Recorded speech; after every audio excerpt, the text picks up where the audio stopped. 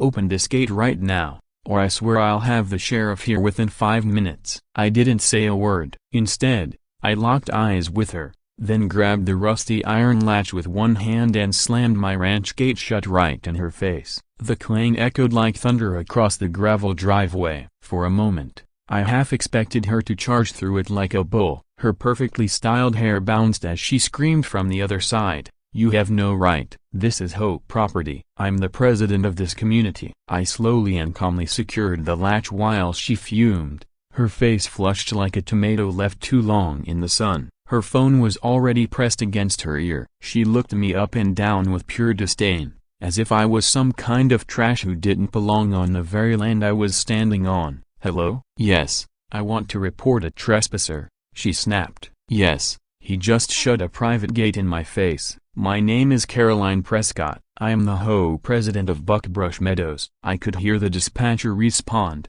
but I didn't flinch. I stood firm, arms crossed, while her heels kicked up just on my side of the property line. What she didn't know or couldn't possibly have known was that I wasn't a trespasser. I was her landlord, and her nightmare was only beginning. Let me back up a little. My name's Jake Peterson. I'm 38 years old, a quiet, practical man who's never cared for drama until it found me. I've lived in Texas all my life, raised on a cattle ranch by my grandparents. After they passed away, I took over the whole operation. I've always enjoyed the simple things: hard work, good barbecue, riding horses at sunrise, and sleeping like a baby come nightfall. But life rarely stays simple. 3 months ago, I inherited a large parcel of land from my late Uncle Harold. Turns out, over the years, he quietly bought several properties in Buckbrush Meadows, renting them out through shell companies so no one ever really knew who owned what. Harold wasn't flashy,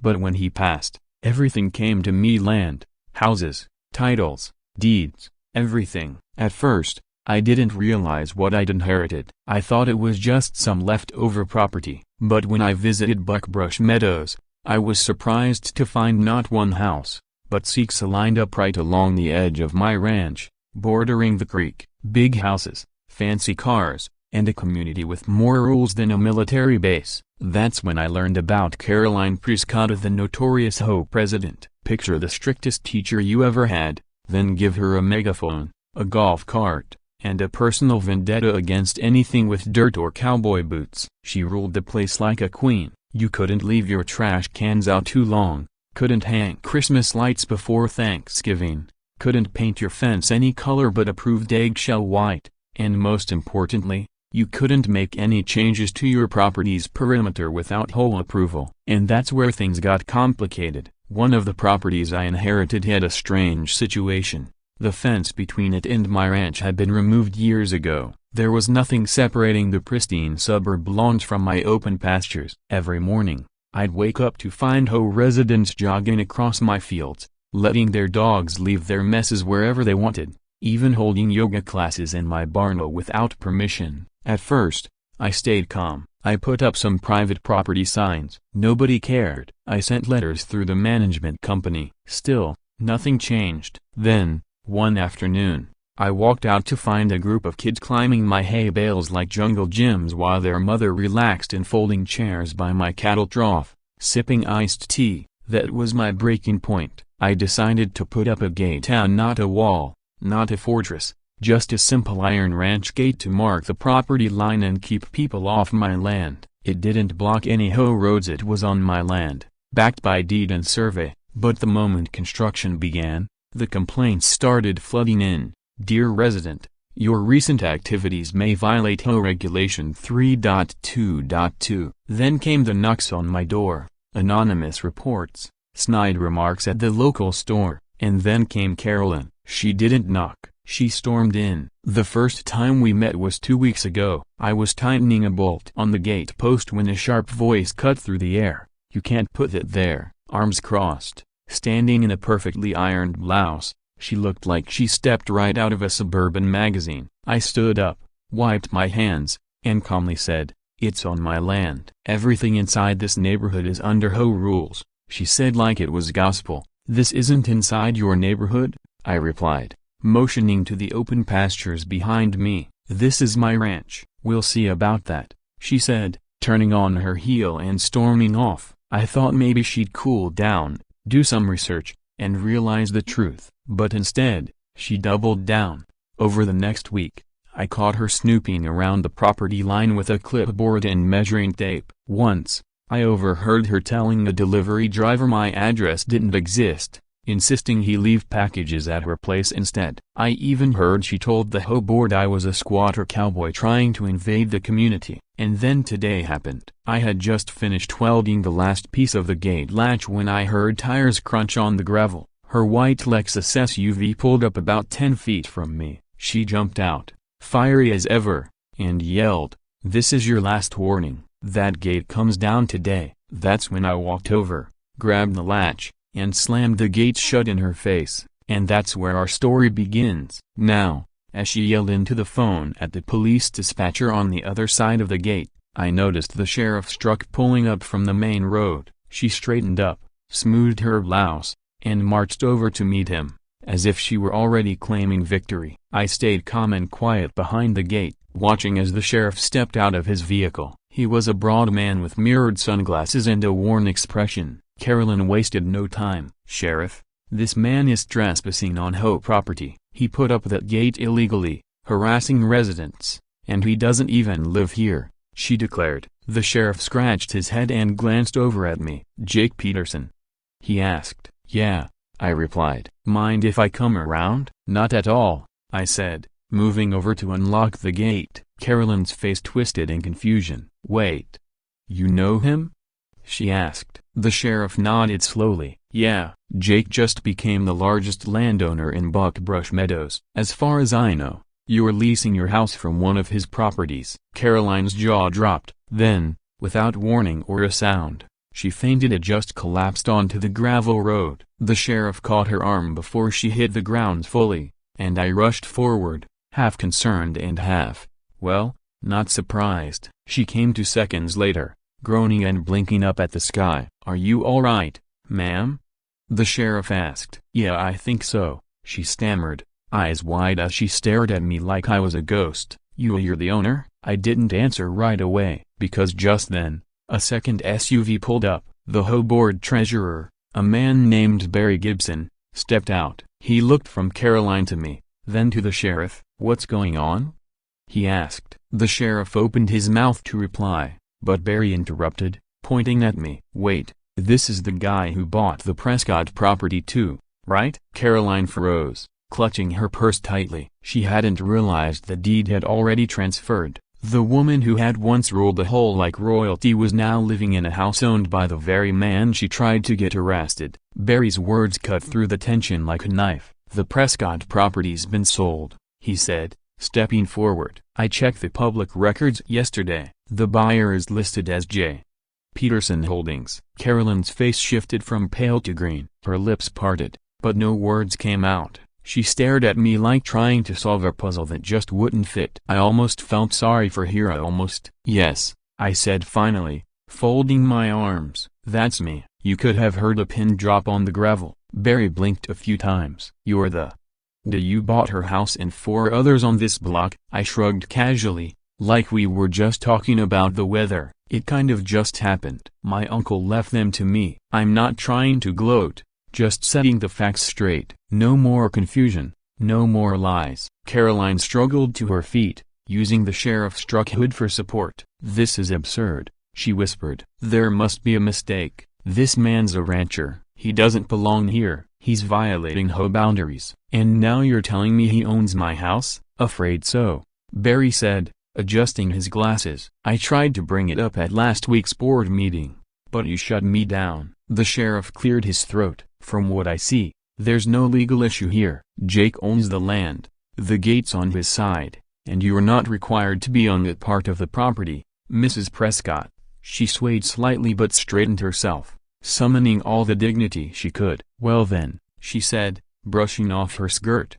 "I'll be filing a formal complaint." "Do that," I replied, "in writing, and please address it to your landlord." That one hit harder than I expected. She glared at me for a full 10 seconds before storming back to her car, her heels stabbing into the gravel like tiny pickaxes. The sheriff gave me a nod. "You take care now, Jake, thanks. Barry lingered behind. I gotta admit, he said, scratching his head, this is going to shake up the neighborhood. I didn't come here to shake things up, I said. I just want my property respected, that's all. Barry chuckled. Good luck with that. Carolyn's had a grip on this place for 20 years. Well, I said, heading back toward the gate, maybe it's time that grip loosened. He whistled low. You got guts, I'll give you that. As he drove off, I stood alone, staring out across the hills. I hadn't asked for this fight, but I wasn't about to back down, especially not on my own land. The next few days were quiet,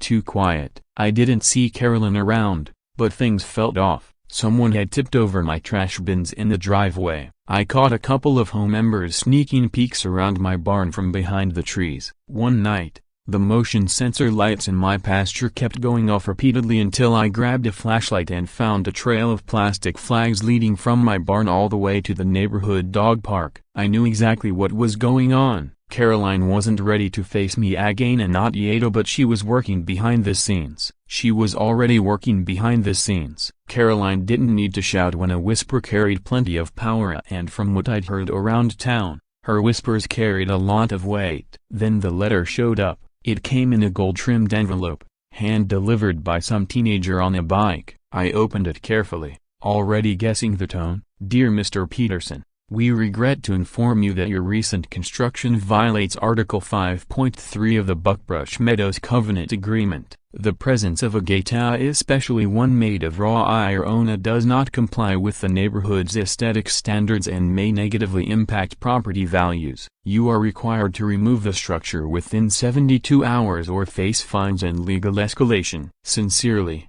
Carolyn Prescott, HOA President. I read the letter twice, then laughed out loud. The nerve. She wanted me to take down a gate on my own land, a land that wasn't even under HOA jurisdiction, just because it didn't meet her idea of looking good. I thought about ignoring it, but then an idea struck me. I called up my old friend Dale, who runs a local iron workshop. We grew up together, and he owed me a favor or two. Dale, I said, you ever make custom signs? Depends on what you want it to say, he replied. The next morning, a big black sign went up on the gate, laser-cut steel, fancy script, backlit at night with solar lamps. It read, private property. Trespassers will be photographed and published in the monthly HOA newsletter. Petty? Sure. Effective? Absolutely. By sunset, I'd already received emails from 3 neighbors thanking me for the laugh and 2 more asking if they could lease grazing space for their goats. Apparently, not everyone was a fan of Carolyn's reign of terror. But Carolyn, she didn't find it funny. That evening, as I went out to check the gate, I saw her standing across the road, arms folded, face tight with fury. You think this is over?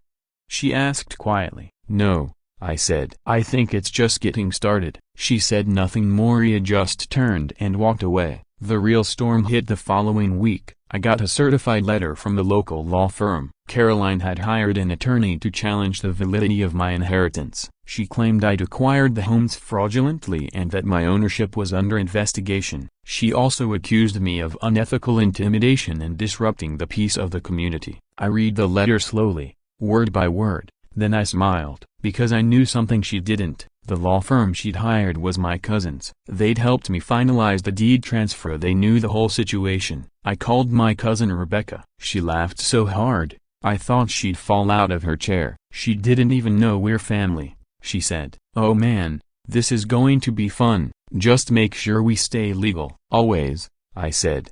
Then she added something that made my heart race with curiosity. You should come by the office tomorrow, she said. There's something else you need to see. Something big. What is it? I asked. She hesitated. I don't want to say over the phone, but it's about Carolyn, and it might change everything. The next morning, I put on a clean shirt, locked my gate, and drove into town. I had no idea what I was about to walk into, but by that evening, I discovered a secret from Carolyn's pasta, one that could bring the entire HOA crashing down. Rebecca slid a thick manila envelope across her desk and looked me straight in the eyes. You're going to want to sit down for this. I didn't see it. I leaned on the edge of a chair, arms crossed, heart pounding. She opened the flap and pulled out a stack of documents, of photocopies, court transcripts, something that looked like a property lien. Carolyn Prescott, she said, tapping the top page, is not who she says she is. I squinted at the documents.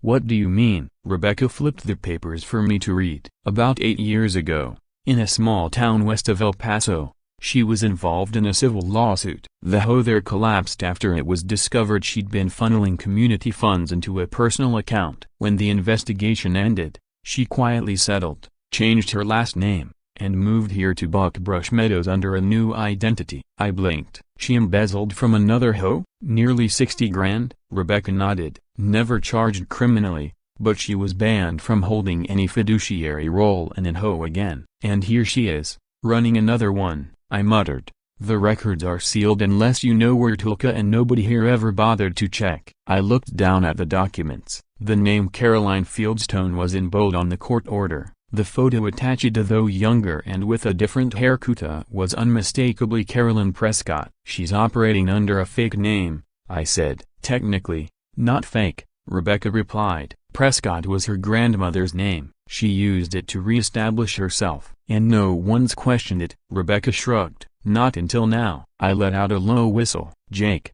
she said, more serious now, this isn't just about a petty gate or power plays anymore. This woman could be in serious trouble if this comes out, and if she keeps pushing this legal fight. We might have no choice but to bring it into the open. I leaned back and exhaled. She picked the wrong cowboy to bully. Rebecca smiled. What do you want to do? I didn't answer right away. I needed to think, because part of me wanted to bury her to humiliate her the way she'd been trying to do to me. Part of me wanted to humiliate her the way she'd done to so many others. But another part of maybe the part that still believed in fairness, I wondered if there was another way. I took the envelope, thanked my cousin, and promised to stay in touch.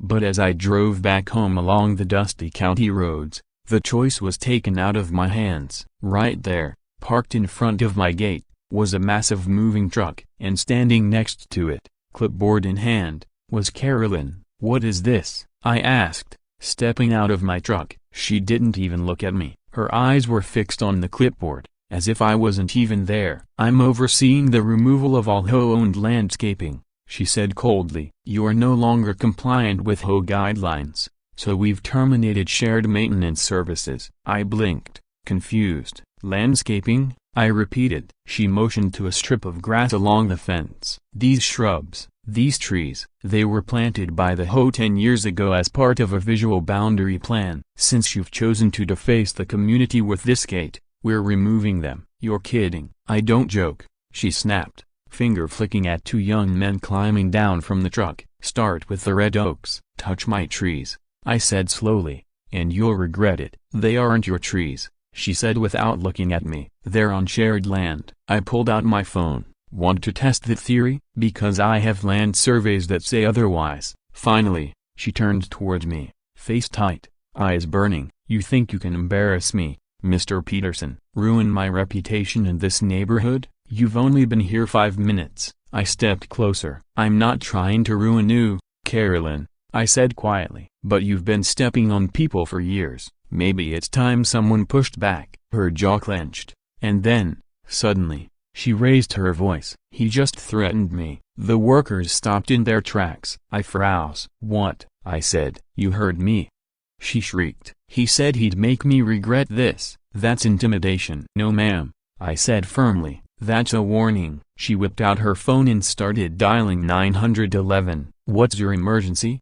I took a deep breath. She's calling the cops again, I muttered to myself. Unbelievable. But this time, I wasn't going to stand by quietly. I filmed everything at a call, her accusations, her crew loading up landscaping equipment. The sheriff showed up faster than I expected. The same guy from last time. He stepped out with that familiar, tired expression. Let me guess, he said, looking at Carolyn. Another trespassing claim? He's threatening me now, she said, voice raised. He said I'd regret this, she added. The sheriff turned to me. Is that true, Jake? I told him calmly. She'll regret removing property that doesn't belong to her. I didn't yell. I didn't touch anything. I have the deed, I said. These trees are mine. He sighed. Got the paperwork. I opened my glove compartment, pulled out the documents, and handed them over. He scanned the map. "This tree line's yours," he said. "Carolyn, you're on the wrong side of the property line."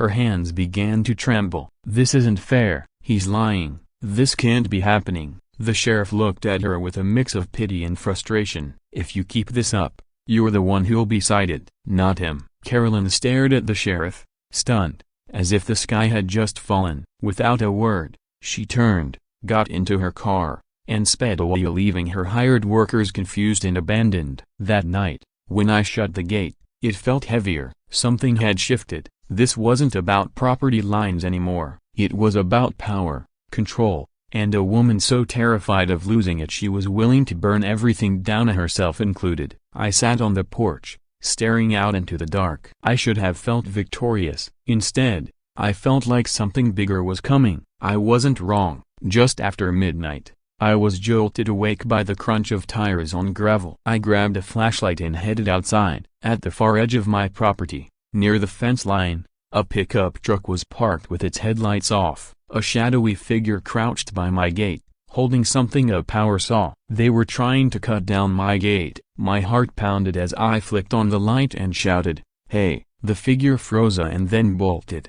I gave chase, boots pounding across dry earth, lungs burning. I caught up just in time to grab the back of their hoodie and yank them down. They turned, and for the first time, I saw their face. The flashlight beam wavered as I pointed it toward the face beneath the hood. It wasn't a vandal, or some random teenager. It was Barry Gibson, the HOA treasurer. His glasses sat crooked, chest heaving as he stared up at me, eyes wide and lips trembling. "Barry," I said, stunned. He struggled under my grip, trying to scramble backward in the dirt. "Let me go, Jake. I didn't mean any harm. You were sawing my gate off in the middle of the night," I barked. "What do you call that? Gardening?" "I had to," he gasped. "Carolyn told me if I didn't, she'd have the board vote me out. She has leverage, Jake. She has something on all of us." He caught his breath, coughing as he sat up, and I stepped back, disgusted. "What kind of leverage does she have?" I asked. He wiped sweat from his brow. "Carolyn keeps file-essa emails, photos, private stuff on residents. She gets them from the home newsletter list and cameras she's secretly installed around the neighborhood. She spies on people." I didn't believe him at first, until he pulled out pictures of me at a private poker game with friends. "She blackmailed you?" I asked, stunned. Barry nodded, wiping his face again. "And I'm not the only one. She's got dirt on the vice president, the events coordinator, even the pastor's wife." "That's illegal," I said coldly. "You know that, right?" He nodded slowly this time. "I do. That's why I came here tonight. I thought if I cut down the gate, maybe it'd shut her up. Maybe she'd delete the files." "You thought sawing my property in the dead of night would fix this?" I shook my head. "No answer." "You're coming with me." I grabbed his arm, not roughly, but firmly, and marched him toward my barn office, where I kept a trail cam monitor, phone charger, and a small desk. I flipped on the overhead light. "Sit," I ordered. He obeyed. I pulled up the trail cam footage on my phone. There it was, clear as day, Barry sneaking across my field with a saw in hand. I saved the file, backed it up, then stared at him. "You know I could send this to the sheriff right now." He swallowed hard. "But I won't," I continued, "if you do exactly what I say." He looked up with bloodshot eyes. "What do you want from me?" "You said Caroline has files." "Where are they?" "In her garage, locked in a filing cabinet. She also keeps a backup on her table too. She carries it everywhere. And the board will back her if they find out." He hesitated, then shook his head. "They're scared of her, but they hate her too. If you can prove what she's done, they'll turn." I stood up and paced. The plan was forming faster than I expected. "Okay," I said finally. "Here's what we're going to do." The next day, I hosted a barbecue. I sent invitations to every HOA board member except Carolyn. A little community appreciation event at my ranch, with ribs, brisket, cornbread, and lemonade. Most showed up, some cautious, some curious, but smoked meat has a way of bringing folks together. I welcomed each personally irrelevant: John, Denise from the welcome committee, Greg the vice president, even the newly married couple from Lot 8 who still had Christmas lights up in April. Once everyone was settled with plates in hand, I stepped onto the porch and cleared my throat. "I want to thank you all for coming," I said. "I know I'm new around here. I didn't grow up in subdivisions or homeowners associations. I've spent most of my life on horseback, fixing fences and raising cattle." A few chuckles and nervous smiles. "But I believe in fairness. I believe in respecting people's homes and their peace, and that's why I wanted to talk, and not just about barbecue, but about truth." I pulled out my laptop and connected it to the screen mounted on the barn wall. One by one, I displayed the documents Rebecca had given me: court transcripts, legal settlements, Carolyn's old names. Gasps rippled through the crowd. Then I played a short audio file Barry had recorded of Caroline threatening to expose people if they didn't vote her way. Silence. Denise clasped her hands. Greg shook his head. "She can't be allowed to do this anymore," I said. "She's hurting this community, not helping it." "But I can't remove her." "Only you can." Barry stood slowly. "I was scared," he admitted. "But Jake's right. We need to vote her out. And I say we do it tonight." Murmurs of agreement. Right there, over plates of ribs and coleslaw, the board made a plan they'd call an emergency vote that evening. Carolyn wouldn't even see it coming. Later that night, the HOA board gathered in Barry's living room. Caroline strolled in, 15 minutes late, wearing a crisp blue suit and heels so sharp they clicked like gunfire on the tile. "What is he doing here?" she snapped, spotting me in the corner. Barry stood. "Carolyn, we've reviewed your conduct as president. We've received evidence of unethical behavior, illegal surveillance, and abuse of power. As treasurer, I hereby move to remove you from office effective immediately." Carolyn laughed. "This is a joke, a pathetic little ambush." "It's not a joke," Denise said firmly, standing beside Barry. "It's a vote." One by one, hands went up. Greg, Denise, Reverend John, even the newlyweds. 6 out of 7. Caroline's hand didn't rise. Neither did her jaw, which dropped open in disbelief. "I will sue every last one of you," she spat. "You think you can take me down with your little ranch boy puppet?" "This isn't about Jake," Barry shot back. "It's not about Jake, it's about you." Carolyn lunged toward the table, grabbing her tablet, but I was quicker. I stepped forward and calmly slid a court order across the table. "Oh, by the way," I said, "this is a legal injunction preventing you from destroying any evidence. Those files on your tablet, you'll want to hand those over." Her hand froze above the screen. For a moment, she looked like she might throw the tablet at me. Instead, she shoved it into her purse and stormed out of the room. The room fell into stunned silence. "She'll be back," someone whispered. "I don't think so," I replied. But I was wrong. The very next morning, as I was feeding the horses, there was a knock at my gate. Not the sheriff, not a Navarro, just a man in a suit holding a legal envelope. "You Jake Peterson?" he asked. "Yes." "You've been served." I opened the envelope slowly. Caroline had filed a full-blown lawsuit of defamation, harassment, loss of income, intentional infliction of emotional distress. She wasn't backing down. She was going nuclear. The paper trembled in my hand, not from fear, but anger. She'd really gone through with it. A 30-page civil suit filled with legal jargon trying to paint me as a backwoods lunatic out to ruin her life and reputation. Claims of property sabotage, psychological trauma, even community destabilization. One section read, "Mr. Peterson's repeated and deliberate actions have made it impossible for me to safely carry out my duties as HOA president." Well, that was rich, as she wasn't even HOA president anymore. I dropped the envelope on the kitchen table and leaned back. She'd lost power. She'd been exposed. Her threats had failed. But Carolyn Prescott didn't go quietly. No, she went to court. Rebecca came over that evening. She glanced at the complaint and burst out laughing. "She's suing you for harassment?" she said between snorts. "That's like a tornado suing a town for wind damage." "Can she win?" I asked. Rebecca's smile faded. "Not likely. But this is what's called a strategic lawsuit against public participation, a slap suit." "It's not about winning," Rebecca said. "It's about wearing you down." I sighed.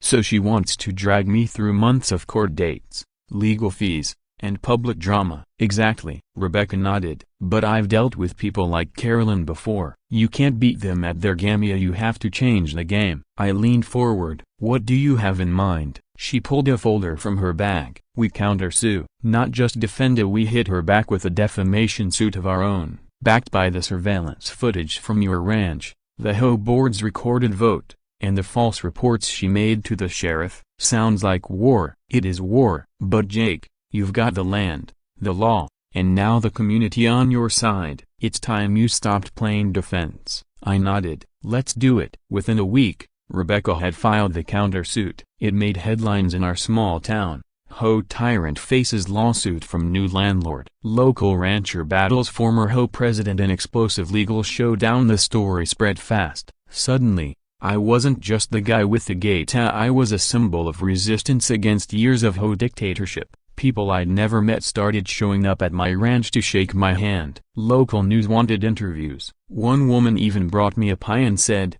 "My roses died because of that woman's ridiculous fertilizer rule as a thank you." But the real shock came one morning when someone slipped a plain brown envelope under my gate. No note, no return address, just a flash drive. I plugged it into my laptop and opened the only file in Cydia, a folder labeled Prescott Secrets. Inside were dozens of videos, a hidden camera footage from her garage, her HOA office, even neighborhood meetings she recorded without anyone knowing. One clip showed her bragging to a friend over wine.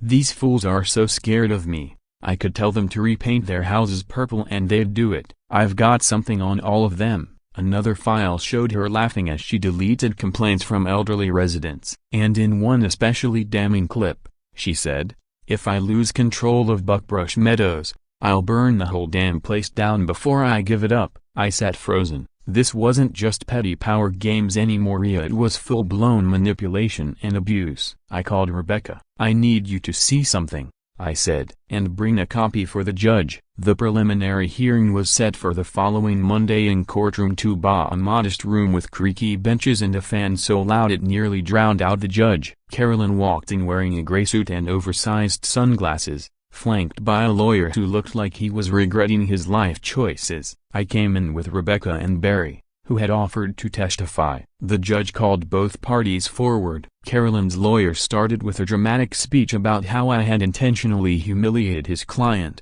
caused her to lose her home, her job, and her dignity, and how I was abusing my wealth and land ownership to oppress a once respected woman. Then Rebecca stood. "Your Honor," she said calmly, "we not only deny all claims, but we will show today that the plaintiff is not a victim, but the aggressor." She clicked the remote and the court monitor lit up. One by one, she played the clips. Caroline's smirk faded. Her mouth opened slightly when the video of her deleting resident complaints played. Her lawyer tried to object but the judge overruled. When the final clip played, "I'll burn the whole damn place down," the courtroom fell completely silent. The judge leaned forward. "Ms. Prescott, were you aware these recordings existed?" Caroline finally spoke, her voice weak. "That's not me," she said. "That's edited." Barry stood up from the back. "Your Honor, I can testify that is her voice. I've known her for years. I've been in that room." The judge looked back at Carolyn. "Then this court will proceed with discovery and an evidentiary hearing. Based on what I've seen today, the plaintiff's claims are highly questionable. This court is also considering sanctions for filing what appears to be a frivolous lawsuit." Carolyn's face fell for the first time. I saw her not as the raging HOA tyrant, but as someone cornered, panicked and powerless. She stormed out before the judge could finish his sentence. Outside the courthouse, cameras flashed and reporters swarmed, but I kept my answer brief. "I'm not here for revenge," I said. "I'm here to protect what's mine and help this community heal." Even as I said it, I knew this wasn't over. That night, I got a call from Barry. "Jake, something's happened," he said, his voice shaking. "What is it?" "There was a fire," he whispered, "at the HOA clubhouse. Everything's gone, the cameras, the records, the files, all burned to ash." My blood ran cold. "Is Carolyn a question mark?" "She's gone," Barry said. "No one's seen her since the hearing." I gripped the phone tighter. Deep down, I knew this wasn't over. It was about to get worse. The flames had long been extinguished, but the smell of smoke still hung in the air like a ghost refusing to leave. The HOA clubhouse was nothing but blackened timber and scorched brick. The old meeting table gone, filing cabinets, surveillance server, community welcome banner all reduced to ashes. Firefighters told the press it looked accidental. I wasn't buying it. Neither was Barry. We stood in silence, early morning dew still fresh on the grass, as yellow tape flapped in the breeze around the crime scene. "It was arson," Barry said quietly, hands shoved in his pockets. "Yeah," I muttered, scanning the rubble. "Someone made sure every shred of evidence inside that place was destroyed." "Carol in a broken bar." I didn't answer right away. The fire happened just hours after her court hearing. The timing wasn't a coincidence. "She's disappeared," Barry added. "She didn't show up at her rental property. Neighbors said they saw a U-Haul in her driveway around 2 a.m. I exhaled. "She's running, but why burn it all down?" I turned to him. "Because if she can't win, she wants to make sure nobody else does either." Back at the ranch, I went over the court files with Rebecca again. Our countersuit was still active, but moving forward without the physical evidence from the clubhouse would be tough. We still had the videos from the flash drive, but without full documentation,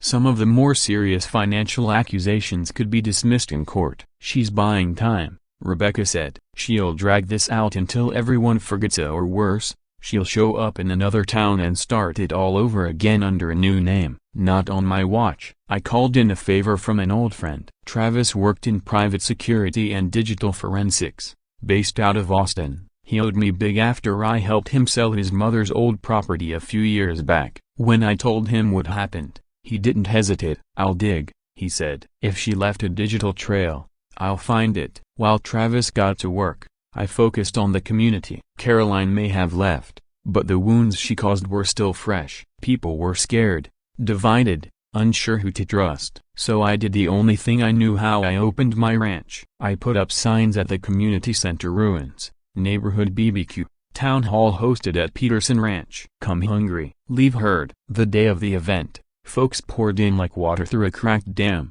Some looked nervous, some hopeful. I stood in front of the barn with a microphone. "We've been through a storm," I said.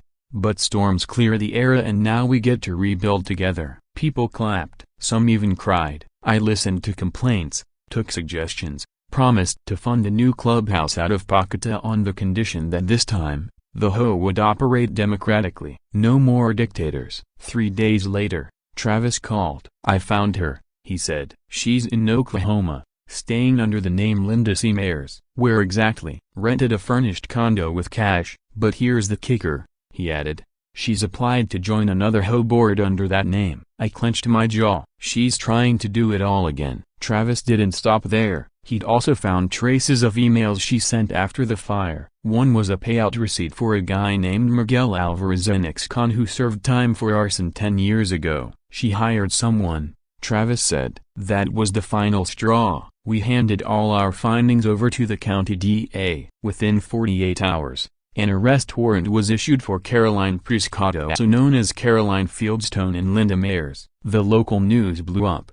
Disgraced HOA president found hiding under alias. A arrest warrant issued for arson and fraud in Buckbrush Meadow scandal. Caroline's name became a cautionary tale across HOA forums and real estate groups online. But even as that storm finally broke, another came from a direction I never expected. 2 weeks later, I received a letter from a Dallas law firm. It was from the company that owned the original land development firm behind Buckbrush Meadows. They were suing me, claiming I damaged the brand image of the master plan community and influenced a board restructuring without the developer's consent. It was the final kick from the corporate hornet's nest. I called Rebecca. "Now the developers are coming for me," she sighed. "They probably want a settlement. You've made too much noise, you're costing them sales." "Well, they picked the wrong cowboy." "We'll fight it," she said. "But you better prepare. This one's got money behind it." That night, I sat on my porch with a hot cup of coffee. The stars shone brighter than usual, the wind soft. I looked out at the land I'd inherited, fought for, and was now fighting to protect again. All I ever wanted was peace, but peace doesn't come easy, especially when power is threatened. As I sipped my coffee, I realized there was still one truth Caroline hadn't shared, a secret buried so deep in the HOA's original contracts. Even I hadn't seen it until now. The contract looked harmless at first, just another stack of developer documents from Buckbrush Meadows' original formation. It had been buried in the county's old archives, filed away with dusty blueprints and drainage maps, but tucked deep in Section 9.7, written in tiny legal language no one likely ever read. I found it. In the event the primary property holder of the bordering estate acquires more than 51% of the rental units within the association zone, that individual or entity shall have the legal right to assume administrative control of the HOA board, pending community vote. I read it twice, then 3 more times just to be sure. That clause was a relic of forgotten loophole from when the developers first drafted the neighborhood. It was meant to give controlling stake to outside investors if the neighborhood failed to self-govern. But that clause applied to me now because I owned 5 of the 9 rental units in Buckbrush Meadows, 55%. Legally, I wasn't just Carolyn's landlord. I was eligible to become the new HOA president. I didn't rush to use that information. I wanted to do this right. The last thing I needed was to become what Caroline had been, a power-hungry and feared. When the developer lawsuit reached court, their lawyer tried to argue I had no rightful authority or influence over community decisions. Rebecca calmly slid the contract across the courtroom table. Check section 9.7, she said. The judge took one look and immediately called a recess. By the end of that hearing, the case was dismissed. The developers withdrew their complaint. The community gathered at the rebuilt clubhouse the following Saturday. The mood was different this time. Kids played on the open lawn, dogs trotted between folding chairs, neighbors who hadn't spoken in years swapped stories over lemonade. I stepped up to the new podium. I never asked for this role, I said, but I inherited Lana and then inherited a fight I didn't start. All I ever wanted was to be a good neighbor. The crowd nodded, listening. I don't believe in ruling people, I believe in representing them, and if you'll have me, I'll take on this job not as a dictator, not as a watchdog, but as a fellow member of this community. Someone clapped, then another, then everyone. Barry stood and raised his hand. All in favor of Jake Peterson as our new HOA president? Hands shot up everywhere. No votes against. My first act as HOA president, I rewrote the bylaws. I eliminated petty fines. I opened board meetings to everyone. I returned power to the people where it belonged. Then I did something no one expected. I renamed the neighborhood. The plaque at the front gate was changed from Buckbrush Meadows to Peterson Hollow, a community of neighbors, not rules. But Carolyn wasn't done with me yet. Weeks after her arrest, she posted bail. We expected she'd disappear again and maybe change her name a 4th time. Instead, she sent a letter typed, cold. You may have won this round, Mr. Peterson, but don't confuse land with loyalty. Communities crumble fast. All it takes is a little pressure. I folded the letter and locked it in a desk drawer, not because I was afraid, because I knew this kind of person never truly disappears. They wait, they watch, they plot, but they always forget one thing. People remember how you made them feel. Carolyn made an entire town feel small. Me? I made them feel free. One evening, as the sun dipped behind the hills, Barry and I stood at the edge of the pasture. The air was warm, crickets chirped, everything was calm again. You think she'll try to come back? He asked. I took a long sip from my mug and smiled. If she does, I'll be ready. We stood there in the golden quiet, watching the new lights of Peterson Hollow flicker and one by one like fireflies in a field finally left undisturbed.